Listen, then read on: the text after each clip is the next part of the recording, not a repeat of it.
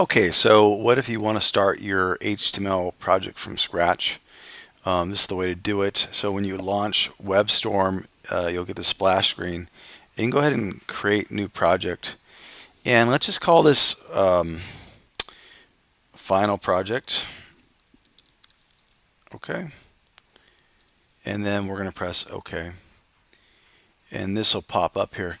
Make sure if you go to Webstorm that you check for updates and make sure that everything is up to date. This is the latest version, but you should have WebStorm 9.01. Okay. If you don't, go ahead and go to the website and download it. It should still recognize your password.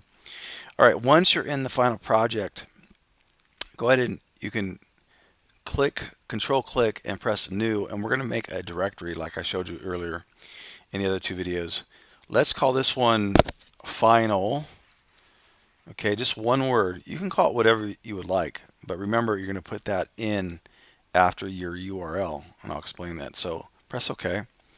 So now we have this folder, and now we want to create our HTML index page. Okay, and you don't have to write .html afterwards. It will recognize it after. If it can see, there it is. So it starts our coding for us. Now I know I'm going to need a CSS page, so I'm going to go ahead and control click new and style sheet. If you have an older version of WebStorm, you don't get the style sheet option. You get another file, but you definitely want the CSS file. And you can call this whatever, just style, call it whatever you like. So I'm starting to look okay here. Now what I would probably do is create another folder inside of the final and call this pics for my pictures. Okay, so I'm looking pretty good here. And if I add photos to my project, I can go ahead and do this number. I'm going to go ahead and click on the final and go down here, reveal in Finder.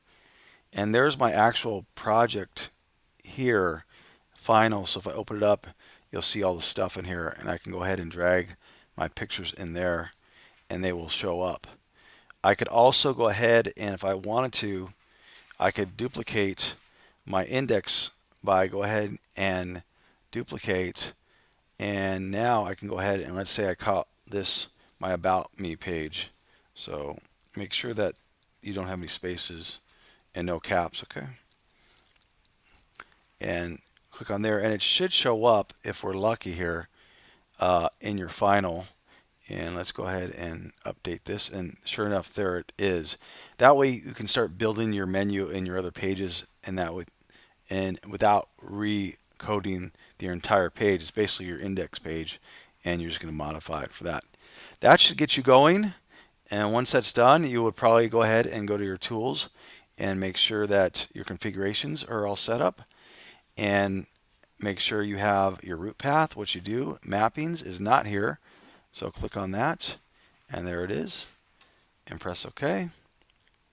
And I'll save my file, and I'm ready to go. I hope this helps. Thanks.